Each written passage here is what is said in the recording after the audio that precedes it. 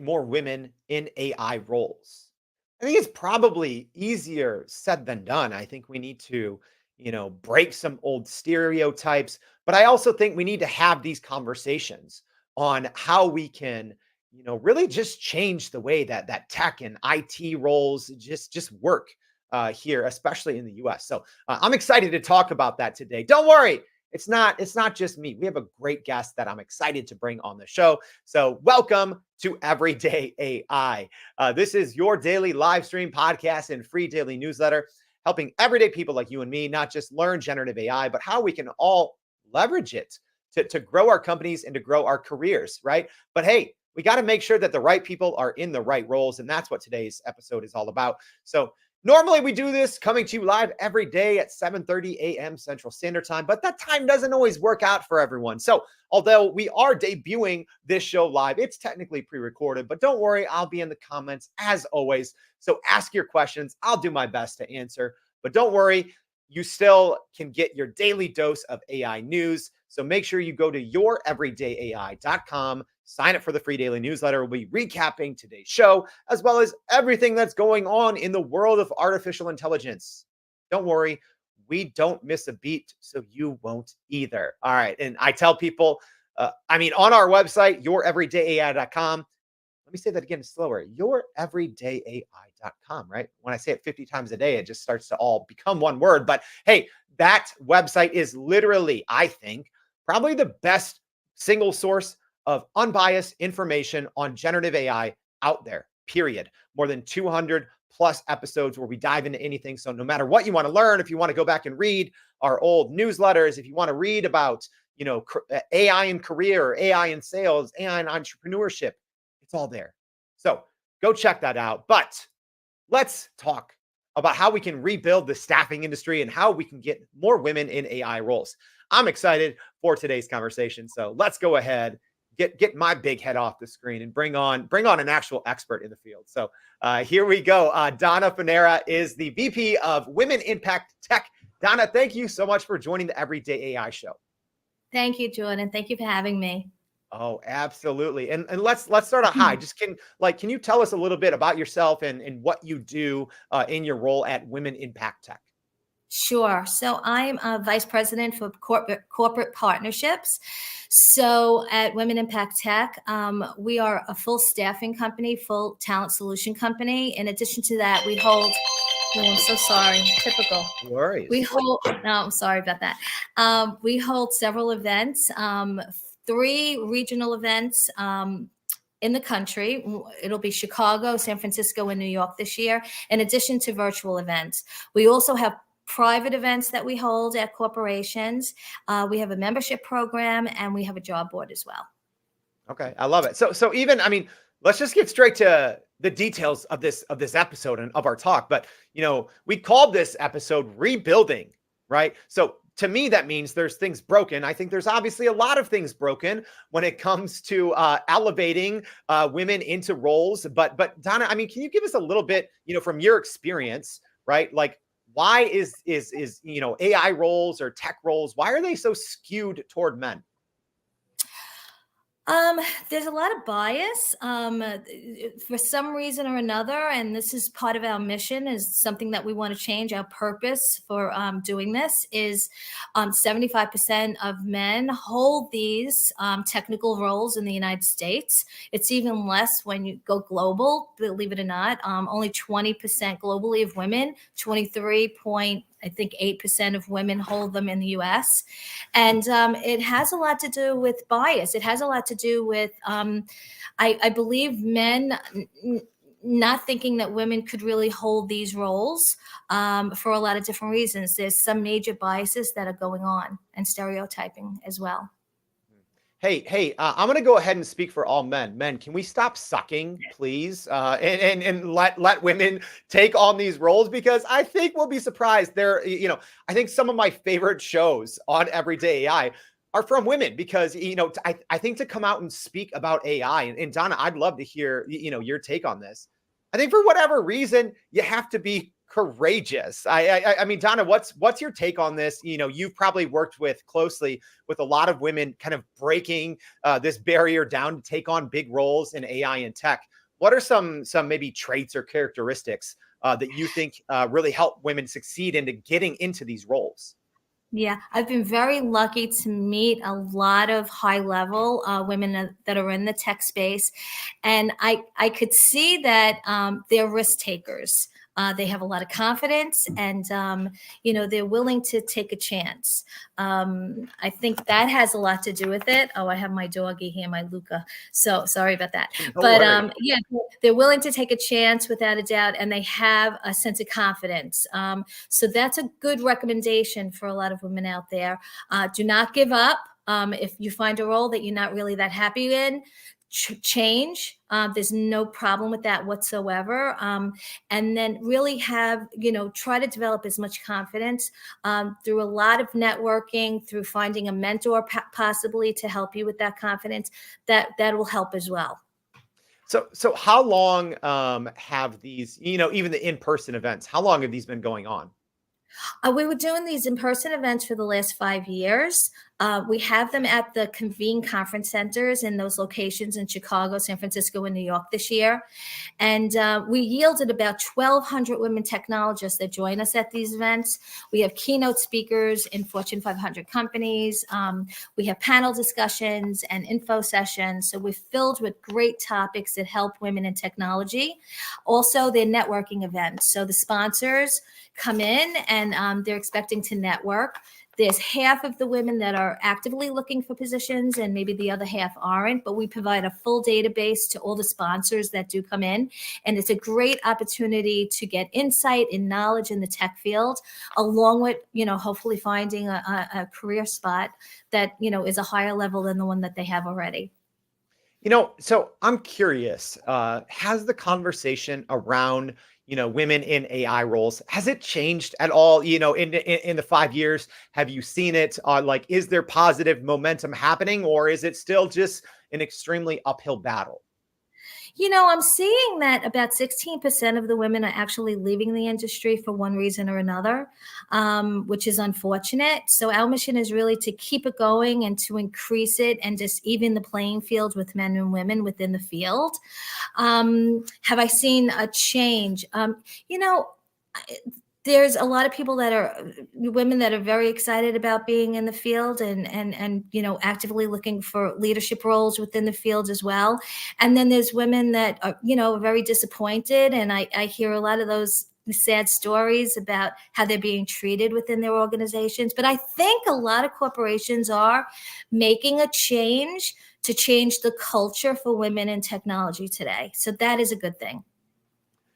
Maybe to someone, someone in their last couple of, years or last couple of semesters of college, and they want to break into tech. They want to break into AI.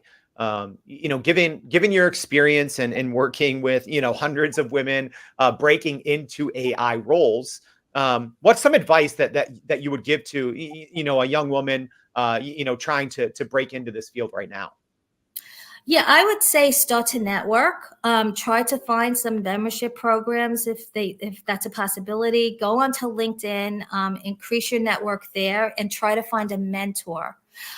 There are plenty of people. We have them at our events. We have a mentor-mentee session. That's fantastic. It's one of those sessions that you can't get them apart. So we have a mentor that will give great advice to mentees. So we do like 5-in-1, and it's impossible to get them apart. For the next session, we have to, get on the microphone and say, hey, listen, you have to break this up now. So I would suggest that, especially at that age, find a mentor in the field. If anybody wants to get in touch with me, I could try to help do that. But really increase your network and begin to network, branch out, and start making connections. I'm gonna come in here with a hot take. This isn't planned, but I was just thinking this, Donna, as you were saying that. You know what? I think with so many AI roles now, especially when we're talking about generative AI roles, when we're talking about maybe roles working with or working at companies that produce large language models. I think one of the most important and maybe underutilized or under marketed skill sets for working in AI right now is communication, right? Even when it comes to things like prompting, when it comes to things like building or tuning, large language models, like good solid communication is so important. And it's no secret men suck at communication. I think women are much better, across the board of communication. Maybe, with that in mind, Donna, maybe what are some specific skill sets, right, that maybe you've seen that certain companies value, or just skill sets, aside from, networking, maybe what are some skill sets specific to AI or tech roles that you can really encourage women to either, hey, if you have those, make sure you're marketing those, or to build them.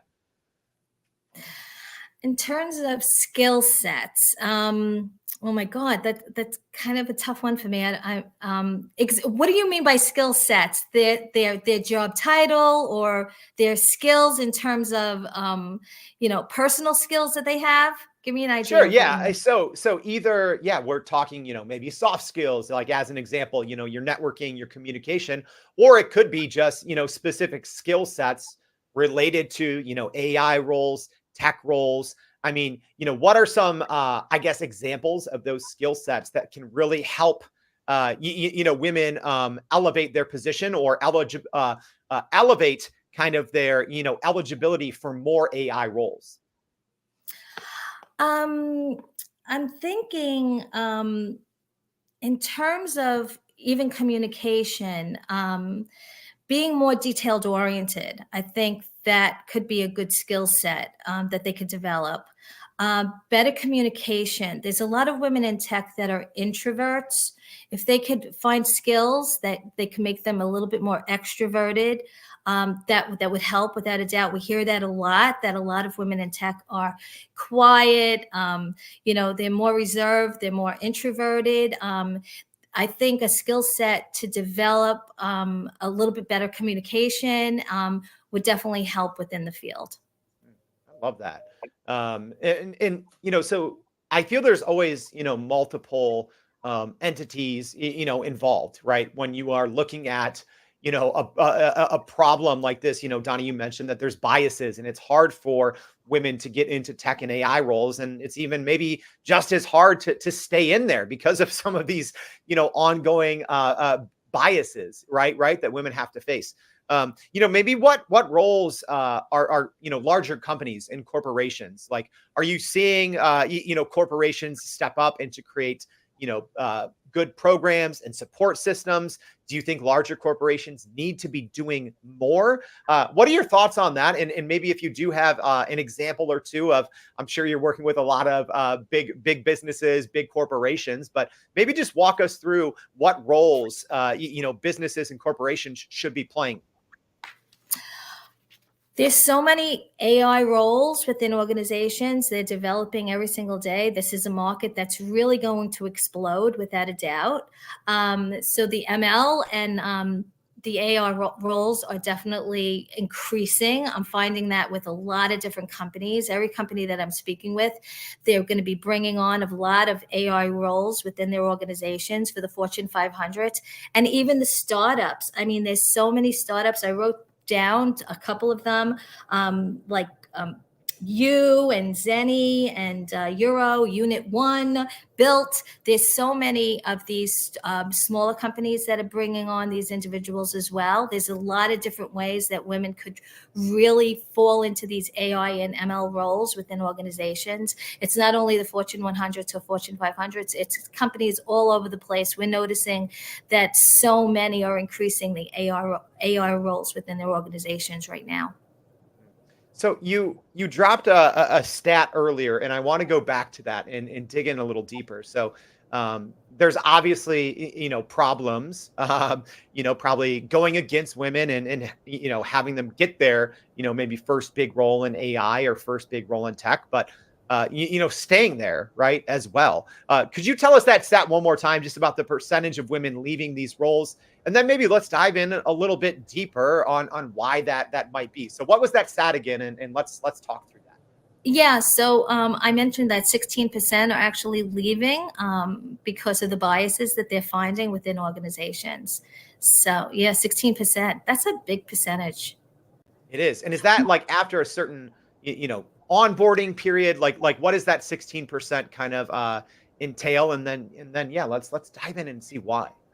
Yeah, yeah. I would say the first couple of years of joining a position, they're finding maybe about 5 years in that they're not happy and they want to find a different type of career. So I think everything that they expected, everything that they thought that they would learn and be promoted into, is not really happening for them. And they're 16% are deciding this is just not for me and finding other careers. A lot of it has to do with bias. I was on the phone today with a company. It was really interesting that has over 20 business units in IT alone. And a woman, vice president, actually spoke up and says, you know what, there's too much bias here and I'm not happy. So they're creating ERG groups to help the culture within that company, which I think is fantastic. So that's a start of it. But there are a lot of women that are finding that there is a tremendous amount of bias within these organizations and deciding to leave. And let's even talk a little bit more about these, employee resource groups that you just mentioned there. Do Yeah. you think there should be more of these, especially at tech companies? Because yeah, I have to I have to understand, kind of like my privilege, right? Like it's very, I think much easier for me as a guy to be able to walk into a room and to be able to talk tech and for people to be like, oh, okay, yeah, let's give this person a platform. But I know it's not as easy for women, and we need to change that. So, like, even with these, employee resource groups, would you encourage more and more corporations to, create these specifically around, getting more women in AI and tech roles? Yeah, absolutely. Without a doubt. I think it was fantastic when I spoke to this company this morning that they are creating this ERG group that is really helping with the culture. They're finding out the issues and they're developing ways on the culture could change. So I was very happy to hear that, without a doubt. And it's an ongoing process, but I think it's something that the CIO decided that he needed to do. It's also going to affect their bonuses. So all the men that are in charge, and unfortunately there are all men in charge of these 20 business units within this company. But now they're set to a standard that they have to make a little bit of a change before they even could get some bonus. So I think the ERGs are very, very important for the organizations because it'll help them develop a new culture within the organization.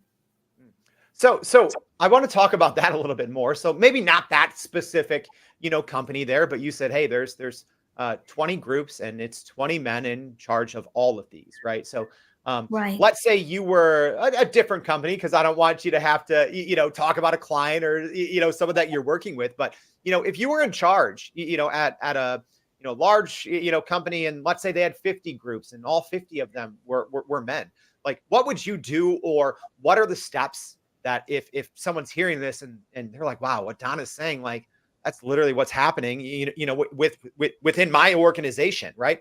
Um, what would you do, or what specific advice would you give to people to kind of rebuild what that looks like? Well, I think Women in Pac Tech is a great organization that has 250,000 women technologists on our database. So, if they're looking to increase women or underrepresented groups within their organization, could go to a diverse staffing company. We're women's owned and LGBT owned as well and certified, and really partner with some companies like that to get more women within their organization. It's an easy and fast way to start to do that. So I think that would be good advice for sure.